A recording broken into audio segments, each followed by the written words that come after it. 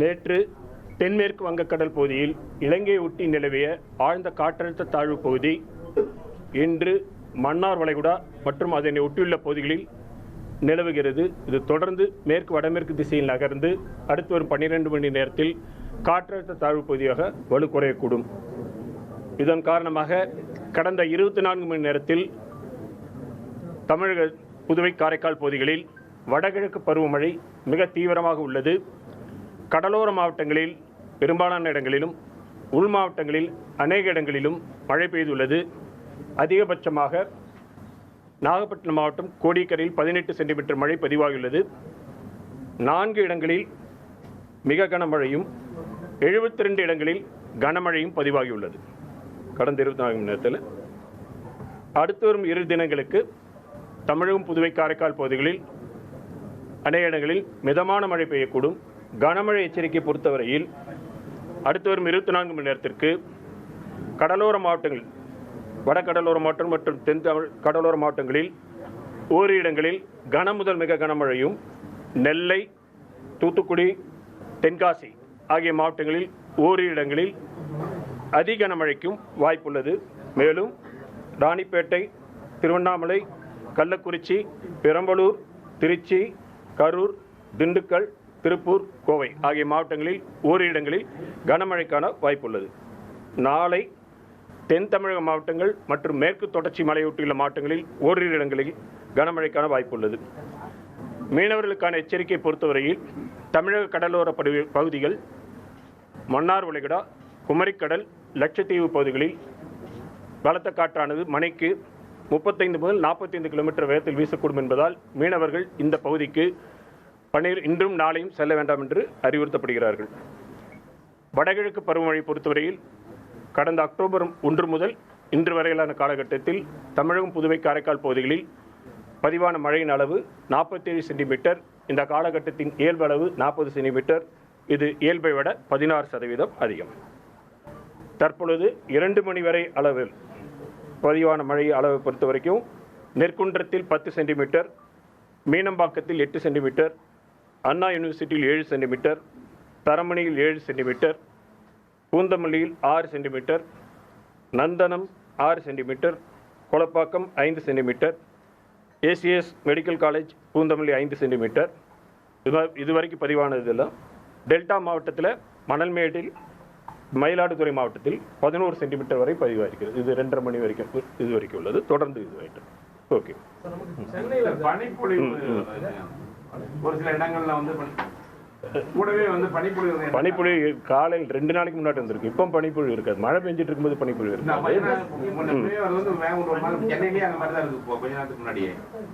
காட்டில் இருக்கக்கூடிய ஈரப்பதத்தில் உங்களுக்கு மழை தொடர்ந்து மழை பெய்யல, கேப் இருக்கும் பொழுது அந்த காற்றுல பனியில் அந்த கண்டென்ஸ் ஆகிறதுனால உங்களுக்கு அப்படி தெரியும். அது ஈரப்பதம் நிறைய அதிக ஈரப்பதம் இருக்கிறதுனால காற்றில் இருக்கக்கூடிய தூசியில் பதியும் பொழுது உங்களுக்கு அப்படி தெரியும். மழை பெய்யும் போது அது இதுவாயிரும், வேஷ் அவுட் ஆயிரும். தொடர்ந்து மழை பெய்யும் போது பார்க்குறோம், ஒரு குறிப்பிட்ட நேரம் ரொம்ப வலுவா இருக்கு, அப்புறம் கேப் விடுது, அப்புறம் திருப்பி கொஞ்சம் நேரம் ஏன் அந்த இடைவெளி இருக்கு சார்? இப்படிதான் இருக்குமா? காற்றழுத்த தாழ்வு பகுதியோட இயல்பு அப்படி. இது புயல் இல்லையா, இது ஒரு காற்றழுத்த தாழ்வு மண்டலம் கிடையாது. காற்றழுத்த தாழ்வு பகுதியோட இயல்பு அப்படித்தான் இருக்கும். அது வந்து வீக்கான சிஸ்டம்ங்கிற பொழுது பகல் நேரம் இரவு நேரம் வேறுபாடு இருக்கும். ஒரு நாளில் வந்து காலையிலிருந்து ஈவினிங் வரைக்கும் வேறுபாடு இருக்கும். செல்ஸ் டெவலப் ஆகணும். செல்ஸ் டெவலப் ஆகும் பொழுது இடையில்பட்ட நேரத்தில் உங்களுக்கு ஏற்ற இறக்கத்தோட மழை இருக்கும். ஆழ்ந்த காற்றழுத்த தாழ்வு பகுதி வலு குறையிறதுக்கு தான் வாய்ப்பு. ஆமாம், வலு குறையிறதுக்கு தான் வாய்ப்பு. வலு குறையும் போது அப்போ மழை படிப்படியாக குறையுமா? படிப்படியாக தான் குறையும். வலு குறையும் போது படிப்படியாக குறைந்து மேற்கு திசையில் நகர்ந்து செல்கிறது. அதனால குறைந்துகிட்டு இருக்கும். இப்போ வரக்கூடிய இது வரைக்கும் 24 மணி நேரத்துக்கு மழை கொடுத்துருக்கு. பரவலாக பார்க்கும்போது பெரும்பாலான மிதமான மழை, அங்கங்கே தான் நமக்கு வந்து கனமழைக்கான வாய்ப்பு இருக்கிறது. கொடுத்துருக்கும். ஆமாம், கண்டிப்பாக இருக்கு. கண்டிப்பாக இருக்கு. இந்த சிஸ்டம் வந்து இப்போ வந்து நம்ம மன்னார் வளைகுடா பகுதியில் நிலை கொண்டு இருக்கிறது. தொடர்ந்து மிக மெதுவாக நகர்ந்துட்டு இருக்கு. நீங்கள் பார்த்தீங்கன்னா அந்த மேகக்கூட்டங்களே பார்க்கும் பொழுது மொத்தமாக பரவலாக தான் இருக்கு. தமிழ்நாடு முழுவதும் பரவி இருக்குது. மெதுவாக நகர்ந்துட்டு இருக்கு. நகரும் பொழுது உங்களுக்கு வந்து தென் தமிழ் மாவட்டங்களிலேயும் இருக்கும். அது மெதுவாக நகர்ந்து செல்லும் பொழுது குமரிக்கடல் பகுதியிலிருந்து அந்த பகுதிக்கு காற்றினுடைய இது செல்லும் பொழுது காற்றில் ஈரப்பத குவிதல், moisture flux convergence will be more. அப்படி இருக்கும் பொழுது இரவு பகுதியில் வரும் பொழுது உங்களுக்கு மழை கிடைக்கும். வரும் பொழுது அந்த இடத்துல மேற்கு தொடர்ச்சி மழையின் காரணமாகவும் அங்கேயும் சில பகுதிகளில் மழை கிடைப்பதற்கு வாய்ப்பு இருக்கு. ஒரு தர கேளுங்க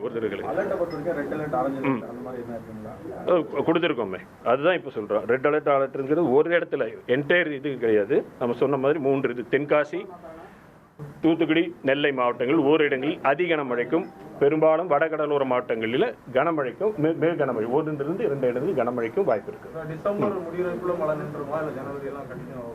அது குறித்து அவ்வப்பொழுது தெரிவிக்கப்படும். டிசம்பர் ஏன்னா பொதுவாக அக்டோபர் 31 வரை வடகிழக்கு பருவமழை. வடகிழக்கு பருவமழை இன்னைக்கு 31ஆம் தேதி ஆயிடுச்சுன்னு நிற்காது.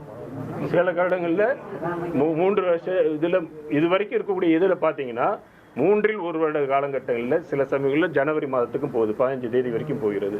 அந்தந்த காலகட்டத்தில் அதனுடைய இயல்பு பொறுத்து எக்ஸ்டெண்ட் ஆகும், சில சமயம் சீக்கிரம் முன்னாடி ஆகும். தற்போதைய காலகட்டத்தில் பார்க்கும்போது, கடந்த காலகட்டத்திலாம் பார்க்கும்பொழுது ஜனவரி 5, கடந்த ஆண்டு வந்து ஜனவரி 15 அந்த மாதிரி பொங்கல் வரைக்கும் கூட போயிருக்கு. அது இப்போ ஒரு பை வீக்லி ஃபோர்காஸ்ட் வரும் இல்லையா, அதுல உங்களுக்கு தெரியுமா மழைக்கான வாய்ப்பு வந்து 15ஆம் தேதி ஒட்டி 15ஆம் தேதி ஒட்டி அந்தமான் கடல் பகுதியில் ஒரு காற்றழுத்த தாழ்வு பகுதி உருவாவதற்கான வாய்ப்பு இருக்கிறது. அதன் நகர்வு, அதனால ஏற்படக்கூடிய மழை, அது குறித்த விவரங்கள்லாம் அடுத்து வரக்கூடிய இதுல தெரிவிக்கப்படும். தொடர்ந்து பார்த்தீங்கன்னா இந்த கணிப்பு விட ஒவ்வொரு நேச்சர் வந்து மாற்றி விட்டு போயிருது. வந்து நீங்க ரெட் அலர்ட் கொடுக்கும்போது திடீர்னு வந்து ஆரஞ்சு அலர்ட் கொடுக்குது. இந்த மாதிரி இந்த சூழல்ல எதை வச்சுதான் நம்ம கணிக்கணும்? உண்மையில லேட்டஸ்ட் டெக்னாலஜி வரலையா, இல்ல வந்து என்ன காரணத்தினால வந்து நம்மளால சரியான முறையில கணிக்க முடியல? வானிலை இயல் என்பது முழுமையாக அறிந்து கொள்ளப்பட்ட அறிவியல் கிடையாது. It is not a complete science. இன்றைய தினத்தில் 100% முழுமையாக எப்பொழுதுமே கணிக்கக்கூடிய அளவிற்கு கிடையாது. ஒரு வானிலை நிகழ்வு என்பது பலவிதமான காரணங்களால் நிகழக்கூடிய ஒரு விஷயம். ஒன்னோடு ஒன்று சில சமயங்களில் எல்லாமே ஒருங்கிணைந்து செயல்படும் பொழுது கணிப்புகள் சரியாக வரக்கூடிய வாய்ப்பு இருக்கும். ஒவ்வொன்று எதிரெதிர் திசையில் சில சமயங்களில் நகர்ந்து செல்லும் பொழுது கணிப்புகள் தவறி போவதற்கு வாய்ப்பு இருக்கிறது. அது வந்து சயின்ஸோட நிலை. டெக்னாலஜி மட்டும் வந்து பத்தாது. டெக்னாலஜி உங்களுக்கு வந்து டெக்னாலஜிங்கிறது பேசிக்காக நம்ம நினைக்கிறது கருவிகள் இருந்தாலே எல்லாமே நன்ற. கருவிகள்ங்கிறது உங்களுக்கு ரீடிங்ஸ் தான் கொடுக்கும். அந்த ரீடிங் வச்சு என்ன பண்ண போகிறோம்? It is not only the data. What you are going to do with the data is also important. Science, it is a science. அறிவியல் வளரும் பொழுது தொழில்நுட்பம் வளர்ந்தாலும் தேவைதான். அறிவியலும் தொழில்நுட்பம் வளரும் பொழுதுதான் எதிர்பார்க்கப்படுகின்ற துல்லியத்தன்மை கிடைக்கும். அது இல்லாத போது இப்போ வந்து சமீபத்தில் கூட கேட்டிருப்பீங்க. ஓகே, ஒரு நிமிஷம்.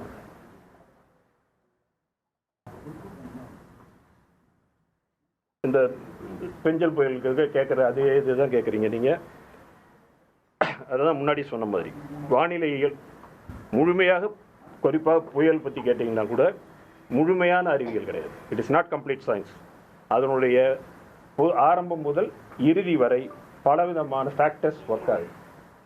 இது வந்து ப்ராடாக பார்க்க முடியும். இப்போ புயல் பற்றி சொல்லிட்டு இருக்கேன், மற்ற எது இருந்தாலும் சரி, இன்டர்னல் டைனமிக்ஸ், எக்ஸ்டர்னல் இன்ஃப்ளூயன்ஸ், உள்ளே நடக்கின்ற நிகழ்வுகள், வெளிப்புறத்திலிருந்து வரக்கூடிய தாக்கங்கள், இது எல்லாமே சார்ந்து இருக்கக்கூடிய விஷயம்.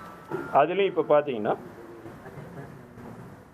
பேசிக்காக சைக்ளோனை பொறுத்த வரைக்கும் சீ சர்ஃபேஸ் டெம்பரேச்சர், கடலுடைய உள்ளடக்கம், வெப்ப உள்ளடக்கம், காற்றில் கீழ்ப்பகுதியில் காற்று குவிதல், மேற்பகுதியில் எந்த அளவுக்கு டைவர்ஜென்ஸ் ஆகுது, காற்று எப்படி திசை மாறுது, காற்றுக்கும் வளிமண்டலத்துக்குள்ள இன்ட்ராக்ஷன், மேகக்கூட்டங்கள் எப்படி உருவாகுது, அதனால் என்ன ஹீட் ரிலீஸ் ஆகுது, ப்ளஸ் அந்த புயலுடைய நகர்வு வேகம், இது மாதிரி பலவிதமான காரணிகள் இன்று வரைக்கும் நமக்கு ஃபேக்டர்ஸ் அறியப்பட்டிருக்குது. இன்னும் தெரிந்து கொள்ள வேண்டிய இருக்கக்கூடிய விஷயங்கள் நிறைய இருக்கு. இப்போ வந்து ஒரு புயல் உருவாகாத போது மெதுவாக காற்று வந்து பொதுவாக நேர் திசையில் போகும். புயல்ங்கிறது சுழலும். அப்போ நேராக சென்று கொண்டு இருக்கின்ற காற்று சுழலுங்கிற போது திசை மாறணும். அப்போ அது என்ன, இது ஒரு நிலையிலிருந்து இன்னொரு நிலைக்கு மாறுகிறது. அதுக்கு பின்னாடி எனர்ஜி எக்ஸ்சேஞ்ச், சக்தி பரிமாற்றங்கள் இருக்கிறது. இது முழுமையாக அறியப்பட வேண்டும்.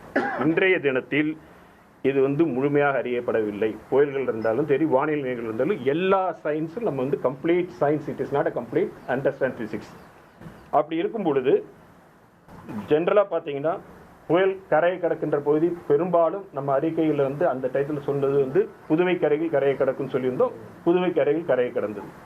எதில் வந்தது? நிலை மாற்றம். புயலாக இருக்கும், இல்லை புயலாக வருவதற்கு ஆற்றவில்லை. காரணம் அவ்வப்பொழுது அதனுடைய வலுவில் மாற்றங்கள் ஏற்பட்ட காரணத்தால் கணிப்புகள் வெளியிடப்பட வேண்டிய நிலை ஏற்பட்டது.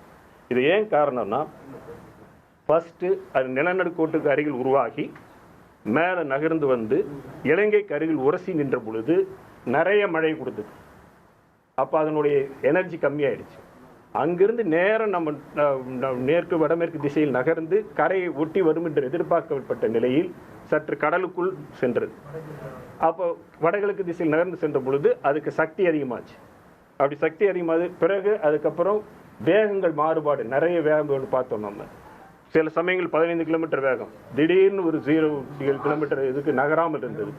இப்படி பலவிதமான காரணங்கள்லாம் இருக்கும் பொழுது எல்லாமே சேர்ந்து பார்க்கும் பொழுது செயற்கைக்கோள் கணினி மாதிரிகள் இதெல்லாம் வச்சு பார்க்கும் பொழுது அந்த முதல்ல மாலை அளவில் சொன்னோம் அதுக்கு சாத்தியமில்லை என்று. பிறகு இரவில் அது வளர்ச்சி பெறக்கூடிய சூழ்நிலை வந்த பொழுது அடுத்த நாள் காலையில் தெரிவிக்கப்பட்டது. இது இங்கு மட்டும் இல்லை, அட்லாண்டிக் கடல், எந்த கடலில் கடந்த வருடம் அக்டோபர் நீங்கள் பார்த்தீங்கன்னா ஓட்டிஸ்ங்கிற புயலுக்கு கொடுக்கப்பட்ட கணிப்புகள் 112 கிலோமீட்டர் வரைக்கும் தான் காற்று இருக்கும் என்று சொல்லப்பட்டது. ஆனால் வீசப்பட்ட அந்த ஓட்டிஸ் புயல் வீசும் பொழுது 260 கிலோமீட்டர் வேகத்தில் வீசியது.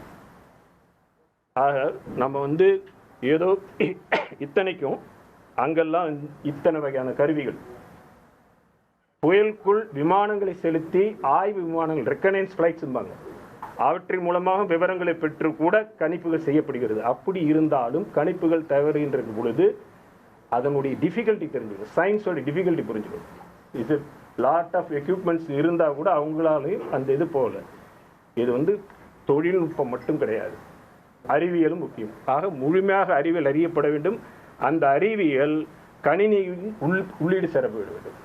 இதெல்லாம் செய்யப்படும் பொழுது இப்போ ஆர்டிஃபிஷியல் இன்டெலிஜென்ஸ் வருது.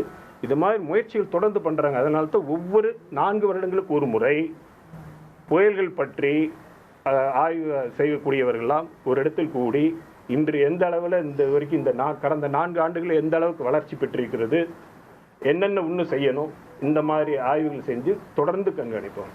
So science is a continuous development. எல்லாமே முடிஞ்சிருச்சுன்னு எங்கேயும் எழுதி வைக்கல. டெக்னாலஜி என்பது மட்டும் கிடையாது, அறிவியல், சயின்ஸ் ஹஸ் டு டெவலப். அப்படிங்கிற பொழுது அறிவியல் பற்றி பேசுவோம். இது வானிலையில் நீங்க கேட்ட கேள்விக்கு இது மட்டும் கணிப்புகள் ஒரு கடினமா இருக்கு, காலநிலை மாற்றம் மிக முக்கிய காரணமா இருக்குன்னு சொல்லியிருந்தீங்க. இப்ப இந்த புயலுக்கு இன்னும் கடினமா இருந்தது. இது காலநிலை மாற்றத்தினால் one of the results indicate that cyclones form ஆகிறது ஸ்ட்ராங்காக இருக்கும். சைக்ளோன்ஸ் ரொம்ப ஸ்ட்ராங்காக ஃபார்ம் ஆகக்கூடியது ஒன்று இருக்குது. அதே மாதிரி திசை மாற்றத்திலும் வேறுபாடு இருக்கலாம் கணிக்கப்பட்டிருக்கு. ஆனால் எதுவுமே உறுதியாக இவ்வளோதான் இதுவரைக்கும் இருக்கக்கூடிய ஆய்வுகள் அடிப்படையில் பார்க்கும் பொழுது நமக்கு கிடைச்சிட்டு இருக்கக்கூடிய இந்த மாதிரி நிகழ்வுகளெல்லாம் பார்க்கும் பொழுது, இப்போ நம்ம முன்னாடி சொன்ன இந்த படங்கள்லாம் பார்த்தீங்கன்னா புயலுக்குள்ளார அந்த விமானங்கள் சென்று படம் எடுக்கக்கூடியது, இந்த மாதிரி விமானங்களில் உள்ளே போய் எடுக்கக்கூடிய விஷயங்கள் அந்த இருக்கும் பொழுது கிளைமேட் சேஞ்சினால் ஏற்படக்கூடிய விளைவுகளில் ஸ்ட்ராங்காக இருக்கலாம். அதனுடைய நகர்வு பாதையில் வேறுபாடுகள் ஏற்படலாம். அதை தவிர்த்து அசிமெட்ரின் கன்வெக்ஷன்பாங்க, ஒரு புயலுக்குடைய சுற்றிலும் மேகக்கூட்டங்கள் உருவாகுவதில் சமச்சீராக உருவாகாது, ஒரு பகுதியில் உருவாகும், இன்னொரு பகுதியில் உருவாகாது. இதெல்லாம் பொறுத்து தான் அதனோட நகர்வு மற்ற எல்லாமே இருக்கக்கூடியது. எது இப்பொழுதும் துவங்கி இருக்கிறாங்க, அதை பற்றி முயற்சிகள்லாம் நடந்துகிட்டு இருக்கு. 16% அதிகமா இதுவரை 15ஆம் தேதிக்கு பிறகு மறுபடியும் ஒரு சிஸ்டம் கிரியேட் ஆகும்போது இந்த வருஷம் வடகிழக்கு பருவமழை தமிழ்நாட்டுக்கு ரொம்ப அதிகமா இருக்கும். இப்போவே 15 இதுவரை பெய்த மழை மாறப்போறதில்லை. இன்னும் எது மழை பெஞ்சாலும் அது அடிஷனலாக தான் வரப்போகுது. இப்போ 47 சென்டிமீட்டர், இயல்பு 40 சென்டிமீட்டர், இன்னும் 4 சென்டிமீட்டர் தான் இயல்புக்கே. டிசம்பர் வரைக்கும், அக்டோபர், நவம்பர், டிசம்பர் 3 மாத காலங்களுக்கும் இயல்பு அளவு 44 சென்டிமீட்டர். இன்னைக்கு வரைக்கும் 40 சென்டிமீட்டர் ஆயாச்சு. இன்னும் 4 சென்டிமீட்டர் தான் வரும். பரவாயில்ல, நாட்டு சென்னைக்கு இல்லை, சொல்வது தமிழகம். அடுத்த ஸ்பெல் வரும் பொழுதும் எப்படி இருந்தாலும் இதை விட பெய்த மழை குறைய போறதில்லை. நிச்சயமாக 16 சென்டிமீட்டர், இப்போ 16% இயல்பை விட அதிகம், 2-3% அதிகமாகலாம். அதுக்கப்புறம் மழை பெய்யாமல் போனாலும் பழையபடி இதே 16% இயல்பை கடந்த வருடம் இதே நேரத்தில் இப்போ எவ்வளவு பேர் இயல்பை ஒட்டி 4 சென்டிமீட்டர் 4% 1% அளவில் இருந்தது. அதான் அந்த ஓகே அது பற்றி பிறகு அடுத்து அறிவிப்பு 17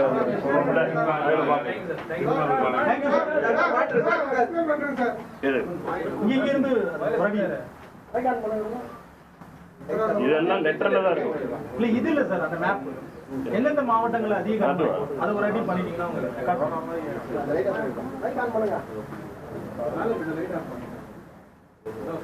இன்றைய கிடைக்கும்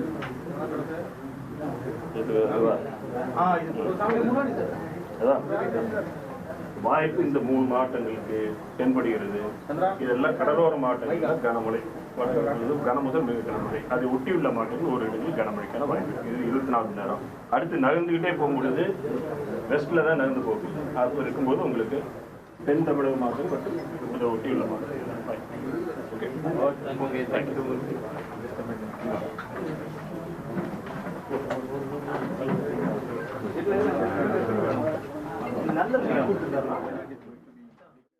வானிலை ஆய்வு மைய தென்மண்டல தலைவர் பாலச்சந்திரன் செய்தியாளர்களை சந்தித்தார். அதில் செய்தியாளர்கள் எழுப்பிய கேள்விகளுக்கு அவர் பதிலளித்தார். அதில் குறிப்பாக வானிலை என்பது முழுமையான அறிவியல் அல்ல என்றும் அதை 100% கணிக்க முடியாது என்றும் தெரிவித்தார். மேலும் 16 மாவட்டங்களில் மிக கனமழை பெய்யும் என்றும், திருவள்ளூர், சென்னை, காஞ்சிபுரம், செங்கல்பட்டு, விழுப்புரம் மாவட்டங்களில் மிக கனமழைக்கு வாய்ப்பு இருப்பதாகவும் தெரிவித்தார். அந்த நேரடி காட்சிகளை நாம் பார்த்தோம் நேயர்களே.